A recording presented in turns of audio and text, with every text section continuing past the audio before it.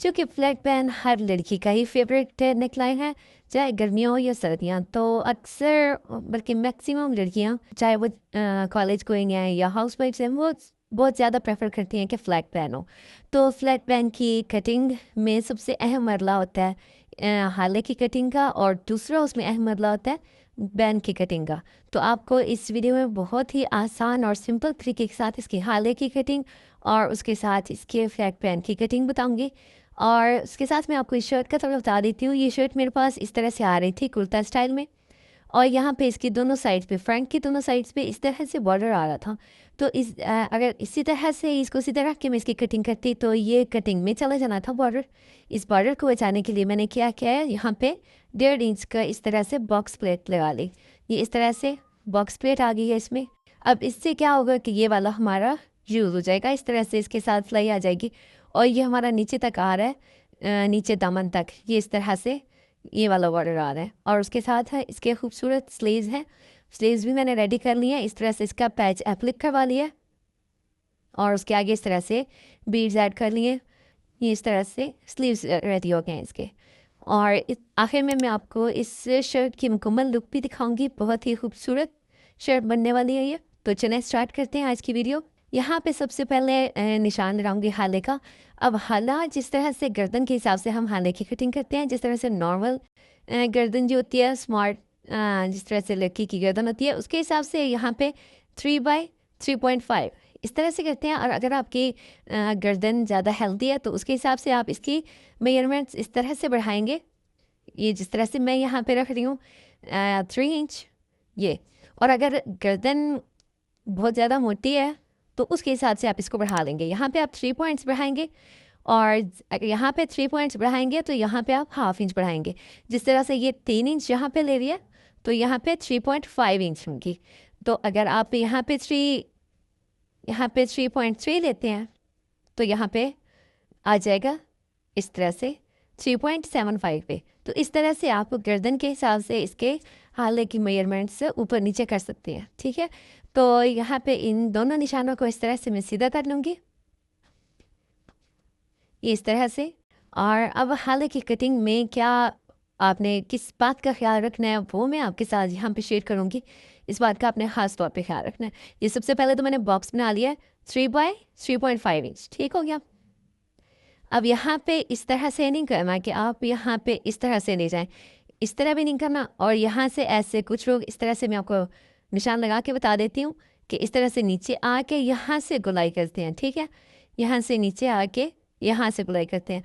तो इस तरह से भी नहीं करना। गुलाई आपने किस तरह से करनी है, हालांकि आपने यहाँ से, जहाँ से ये निशान स्टार्ट हो रहा है, यहाँ से 1/2 इंच नीचे तक आके और इसको इस तरह से शेप देनी स्टार्ट कर देनी है। 1/2 इंच तकरीबन, ये देखें यहाँ पे 1/2 इंच, और यहाँ से इस तरह से इसकी शेप देनी इस तरह से। और ये कितनी गुलाई आ रही है वो भी मैं आपको मेजर करके बताती हूँ। ये इस तरह से आपने शेप दे लेनी है, ठीक है। मतलब कि जो मैंने बॉक्स बनाया उसके हिसाब से मैं आपको इसकी बताती हूँ मेजरमेंट्स, फासला कितना आ रहा है ये इस चीज़ का आपस में। बॉक्स आपने बना दिया, और बॉक्स के बाद ये देखें ये 1.5 इंच, यहाँ पे ये जो खाली गैप आ रहा है ये 1.5 इंच का आ रहा है। तो यहाँ पे इतना आना चाहिए गैप। अब इसकी मैं कटिंग करूँगी, और इसके साथ ही इसकी बैक साइड की भी कटिंग होगी। ये फ्रंट वाली, और फ्रंट के बाद यहाँ से निशान लगा लेना है बैक का भी। ये बैक का हम निशान लगाएंगे 1/2 इंच तक, यहाँ से जस्ट 1/2 इंच इस तरह से। तो सबसे पहले मैं इसकी फ्रंट की कटिंग करूँगी। फ्रंट की कटिंग आपने बहुत ही नफासत से और वन टाइम करनी है। ये नहीं है कि पहले आप इस तरह से एक बार कटिंग कर लें फिर उसको सीधा करें। पहले निशान लगा लेना है, निशान के बाद एग्जैक्ट उसके ऊपर कटिंग कर लेनी है, क्योंकि ये वाला जो पार्ट है बैन की कटिंग में हमारा ये वाला पार्ट बहुत अहम किरदार अदा करेगा। तो इस तरह से इसकी यहाँ पे इस तरह से इसकी कटिंग कर लेनी। ये आ गई है हमारी। अब इस पीस को आपने फेंकना नहीं है, इसको संभाल के रखना है। ये आ गया, और यहाँ से ही आप बैक की इस तरह से नीचे जाके यहाँ पे इस तरह से बैक की कटिंग कर ली। अब यहाँ पे ही मैं इसके बैंड की भी कटिंग कर लूँगी। इसको यहाँ से बाद में स्टिच करूँगी, पहले मैं इसके बैंड की कटिंग कर लेती हूँ। बैंड की कटिंग के लिए मैं फ्यूजिंग पेपर का पीस लूँगी, यहाँ पे इसकी मेजरमेंट लेके यहाँ पे इस तरह से इसको रखना है। और इस तरह से इसकी बैंड के लिए हमें फ्यूजिंग का कितना पीस चाहिए वो देख लेंगे।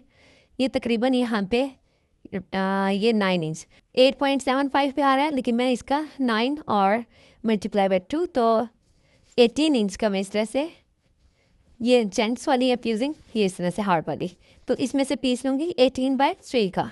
यहाँ से इसकी विड्थ 3 इंच लूँगी और 18 इंच यहाँ से इसकी लेंथ। 18 का आप 17 भी रख सकते हैं, 1 इंच ऊपर नीचे हो जाए, लेकिन वो जब गुलाई हम देते हैं तो उसमें वो कवर हो जाता है। ठीक है, यहाँ पे इस तरह से इसका एक पीस ले लिया, ये इस तरह से इसका पीस ले लिया हार्ड पेपर का, और यहाँ पे इसको इस तरह से फोल्ड कर लेना है। इसको इस तरह से फोल्ड कर लिया। अब जो हमारा एक ये वाला पीस और दूसरा ये जो हमने बैक का निकाला, अब इसको इस तरह से रखना है, और यहाँ पे 3 पॉइंट, यहाँ पे ये 3 पॉइंट्स आ रहे हैं, ये हाफ आ रहा है और यहाँ पे ये 3, तो इतना यहाँ पे छोड़ के यहाँ पे, और इसको इस तरह से रखना है। ये पहले बैक का हमने पीस रख लिया इस तरह से। उसके बाद ये जो हाला आ रहा है, हाले की कटिंग, इसको यहाँ पे ये 1/2 इंच हमारा ऊपर से वो उसमें चले जाना है सिलाई में, ये इस तरह से जितना सिलाई में जाना है इतना इसको इस तरह से फोल्ड करके और इसको इसके साथ इस तरह से रख लेना है। इसको भी इसी तरह से इसके साथ रखना है 3 पॉइंट्स छोड़ के। ठीक है, तो ये इसके साथ इस तरह से आ गया ये।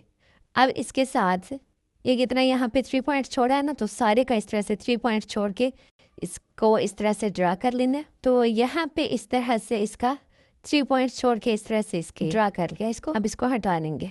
अब इसकी विड्थ तो देख लेते हैं। तो ये मैं बैन की विड्थ ले रही हूँ 1 इंच से 3 पॉइंट्स कम, 7.5 पे। तो यहाँ पे इसके 7.5 पे ही इसके सारे इस तरह से निशान लगा लेने हैं। ये इस तरह से इसकी ड्राइंग कर लिया, और अब इसके ऊपर इसकी मैं कटिंग कर लूँगी। अगर आपको वीडियो पसंद आ रही है तो वीडियो को लाइक कर दें। यहाँ पे इस तरह से मैंने इसको कटिंग कर लिया, और अब इसको ये इस तरह से आ गया। आप चाहें तो इसके ऊपर इसको डबल भी कर सकते हैं, इसको आर्ट पेपर को। यहाँ पे आप जो बैन कटिंग किया इसकी ये पेस्टिंग वाली साइड है, पेस्टिंग वाली साइड को इस तरह से नीचे की तरफ रखना है। और ये अभी इसके ऊपर मैं पेस्ट नहीं कर रही, ऐसे ही आप इसको इसके ऊपर पेस्ट करना है। तो इसकी पेस्टिंग वाली साइड इस तरह से नीचे है, और इसकी भी ये पेस्टिंग वाली साइड है। तो इसको इसके ऊपर इस तरह से यहाँ पे इसके ऊपर इस तरह से रखूँगी, और ये वाले जो पीस आ रहे हैं इनको इस तरह से इसके ऊपर यहाँ पे रख लेना है।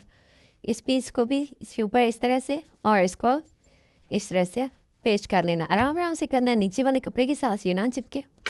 इस तरह से मैंने इसको पेस्ट कर लिया। अब ये जो पहले बैन की कटिंग की थी इसके साथ साथ इसकी कटिंग कर देंगे। इस बैन को लगाने का तरीका भी थोड़ा सा डिफरेंट है और बहुत ही आसान है, तो वीडियो को स्किप किए बगैर मुकम्मल देखिएगा। तो इस तरह से ये बैन की कटिंग कर ली है। ये इस तरह से मैंने इसको कपड़े के ऊपर पेस्ट कर दिया, यहाँ से एक्स्ट्रा कपड़े की कटिंग की, और इस कपड़े को इस तरह से इसके बैन के ऊपर इस तरह से फोल्ड करके प्रेस कर लिया। इस तरह से मैंने कपड़े को इसके ऊपर इस तरह से प्रेस कर लिया। अब एक और कपड़े का पीस लिया, इसके ऊपर इस तरह से रखा है, यहाँ पे 1/2 इंच छोड़ के सिलाई के लिए, और यहाँ पे सिलाई स्टार्ट की। यहाँ पे सिलाई नहीं लगानी, ये अंदर से इसको स्टिच कर लिया। अभी यहाँ पे मैं आपको इसके नेकलाइन की कटिंग बता देती हूँ। तो यहाँ पे ये जो शर्ट है मेरे पास, यहाँ से इसके नेकलाइन के लिए सबसे पहले इसकी लेंथ देखेंगे कितना डीप जाएगा नेकलाइन। तो इस तरह से ये 7 इंच, यहाँ से मैं इसको मेजर कर रही हूँ, तो 7 इंच पे। तो यहाँ से ये हमारा नीचे का आ रहा है 3.25। तो नीचे का जो इस तरह से जो कट मैंने लेना है वो 3.25 इसका कट लूँगी।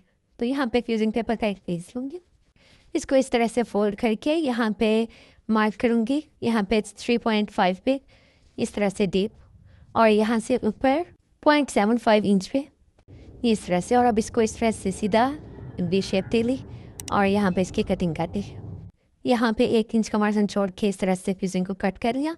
इसको इस तरह से एक्स्ट्रा कपड़े के ऊपर पेस्ट किया, यहाँ से साइड से कपड़े को इस तरह से फोल्ड कर लिया, और यहाँ पे अब 3.5 पे इस तरह से निशान लगाया शर्ट के ऊपर, और ये जो कॉर्नर है इस निशान पे आएगा। इस तरह से फ्रंट को ओपन किया, और इस नेक को इसके ऊपर इस तरह से रखा, इस निशान के साथ इससे पॉइंट को इस तरह से मिलाते हुए ये पॉइंट इस कॉर्नर के साथ आएगा। तो इस तरह से इसको स्टिच कर लेना है। इस तरह से मैंने इसको स्टिच कर लिया है। यहाँ से साइड पे भी इस तरह से बाउंड्री लगा ली, सिलाई लगा ली इस तरह, और अब यहाँ पे अंदर से एक्स्ट्रा कपड़े की कटिंग करके यहाँ पे कट लगाया, और इस तरह से इसको पलट कर सीधा कर लिया। और अब इसके बाद इसके शोल्डर्स को बैक के साथ जोड़ेंगे। यहाँ से इस तरह से दोनों शोल्डर्स के ऊपर सिलाई लगा ली। तो यहाँ पे मैंने नेकलाइन को हैंड स्टिच कर लिया। उसके बाद ये बैन आ गया, बैन की यहाँ पे अंदर वाली ये यहाँ से सिलाई लगा ली है मैंने, और यहाँ पे एक्स्ट्रा कपड़े की कटिंग कर ली। यहाँ इसके अंदर से भी एक्स्ट्रा कपड़े की कटिंग कर ली और यहाँ पे कट्स लगा लिए। और उसके बाद इसको इस तरह से प्रेस कर लेना, ये इस तरह से कपड़े को इसके ऊपर पलट कर और यहाँ पे अच्छे से प्रेस कर लेना। इस तरह से प्रेस करने के बाद अब यहाँ पे ये जो एक्स्ट्रा कपड़ा आ रहा है इसको भी इस तरह से बैन के ऊपर इस तरह से पलट कर इसको भी प्रेस कर लेना।